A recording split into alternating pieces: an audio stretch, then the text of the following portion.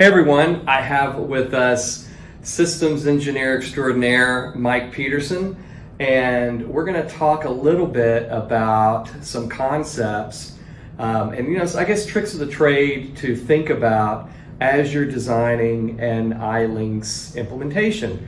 So Mike and I were talking about naming conventions and taxonomies and how the lack of planning can actually lead to some limitations. And so talk a little bit more about that. Yeah, exactly. So generally when you're starting out, building a solution, you're kind of in an isolated environment at that point in time. Usually you get a system and it's designed to solve a specific problem. Right, yeah.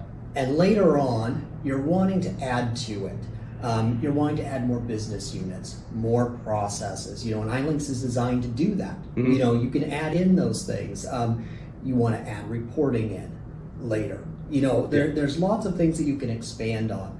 And a lot of times when you're first designing that system, you're thinking of the specific case that you're trying to solve today. Yeah. And one of the things that comes up with that is things like naming conventions of, say user groups or profiles, or things like that. Yeah. And you say, for example, you say, well, this is going to be my scanning profile. So I name it scanning, and I go live with it, and it's great because the business unit that's using it knows that's their scanning profile.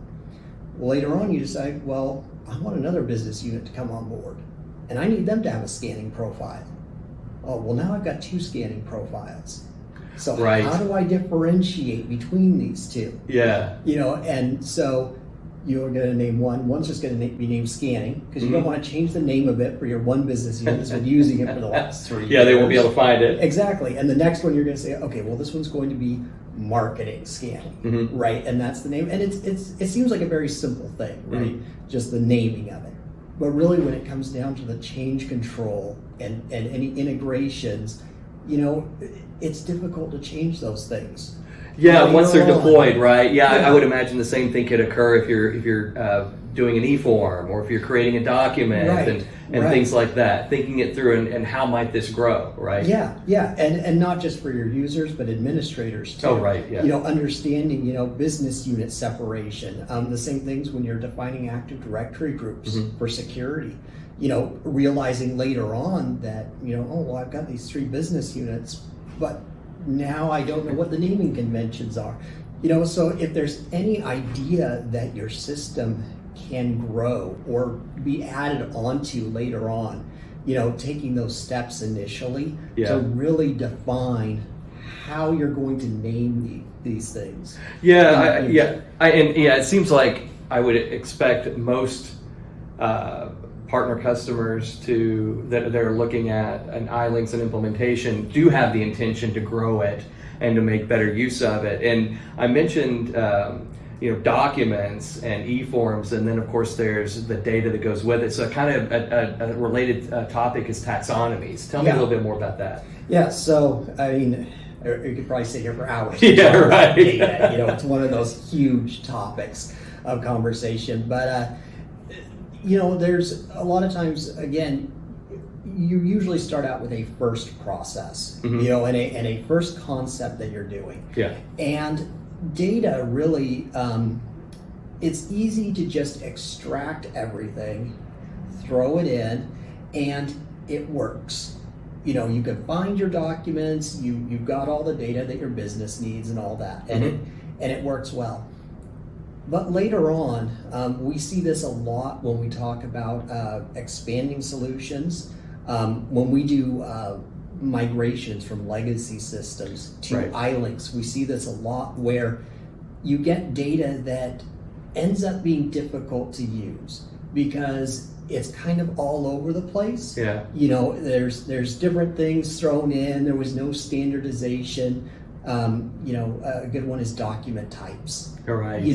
If you don't standardize your document types and you want to eventually split out into another, system or a subset of data, and you haven't clearly defined things, then it becomes difficult. Your users who have been working in the system for years, they understand, they know what they're searching for. Yeah. But as an administrator, or when you're looking to add on other processes, that can be really difficult. So, a few things that we look at is kind of separating out what data is used where.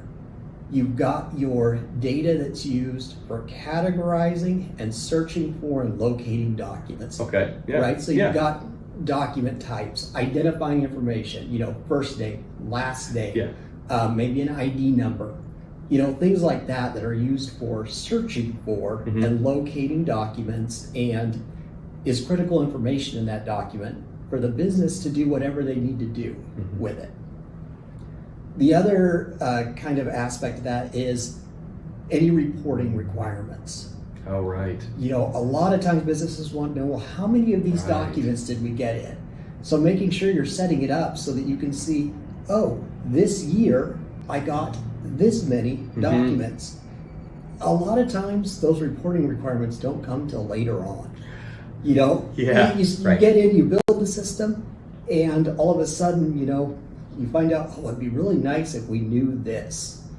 And I think if you've been through doing this, on a lot of systems, there's kind of certain things that you always see with businesses, especially later on, that you want to be able to do some sort of reporting. So kind of when you're building these systems, keep in mind, basic reporting type metrics, because those become useful later on. Yeah, I would imagine that it's like anything. It's almost like building a house or any type of design. If you don't take into consideration that you're going to need specific space or whatever, that you're going to inherently limit your ability to expand. And the reporting and analytics is something that often it hadn't even occurred to me in terms of you want to be able to leverage that information in more ways than just searching for it. Right. Exactly. Yeah. So that makes a lot of sense. Another big one that we see that doesn't crop up sometimes until a lot later is document retention. Oh yeah. So yeah. When you're first putting documents in, you've only got 100,000 documents. It's not a big deal. 5 years down the road, you go, oh, my system's getting too big. I've got compliancy issues.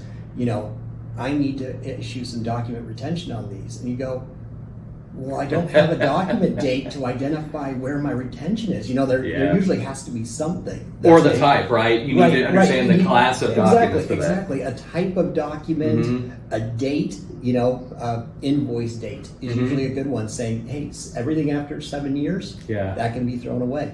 If you didn't put that in at the beginning, though, you're in trouble. Yeah, you're basically forced to manually add that data, after the fact, or sometimes you can't do anything about it. Or just you're stuck, storing that information perpetually. Yeah, exactly. That's a good point. Exactly. So, and that's one of the big things that you don't always see right away, because retention isn't necessarily something you're thinking of right away. Yeah. So adding stuff like that. The other critical thing too is sanitizing data and data integrity. Okay. When it's going into the system. A good one is date fields. A lot of systems, if you store a date field as a string on the back end, you can often get bad dates in there. Interesting. And when you're trying to run like a report later on, and you come across, oh, well, I've got these over here, this particular person said May 3, 2019 instead of, 5/3/2019, and your report breaks. Well, yeah, or you try to sort on a text string. Exactly. You're not going to get sorted by the actual date fields. It's going to be zeros and then ones and all that too. Yeah. So, trying to, the same thing with document types, document categorization, using pick lists as opposed to straight text fields. Forcing the normalization or the standardization. Exactly. Okay. And we also use, regular expressions, and really anytime we can, we like to integrate with other systems of record. Okay. That you can really do a lookup against and say, hey, this is a customer that we have here. We know who they are. We can type in their ID number and we get their first name, last name, date of birth. it's automatically filled in. And that way you're not worrying about someone mistyping a name or something Got it. like that. So Got it. you want to really sanitize and validate your data coming in and try to reduce as much human error Okay. as possible. And at the same time, kind of safeguarding on the back end, making sure that when you're storing this data, it's being stored in a very tight scenario so that you're not getting, you're not risking having a bunch of stuff come in that doesn't conform to your Right. data standards. Yeah. Okay, so if we're to summarize, plan ahead for expansion by making sure your naming conventions are descriptive enough and unique so that you can add on and not cause confusion. Plan for data needs, your metadata needs, and make sure again that you are adequately capturing that information first time around, otherwise you're really ruined there. And then make sure that data is really clean up front through forcing pick lists, using the right date types. If they're already masked, I think that's a really good thing. If it's amounts, use amounts. If it's dates, it's dates. Exactly. That kind of thing, and make sure your data is pristine so you're not operating on bad stuff. Exactly. All right, cool. Well, thanks for spending some time with me. Yeah, my pleasure. All right.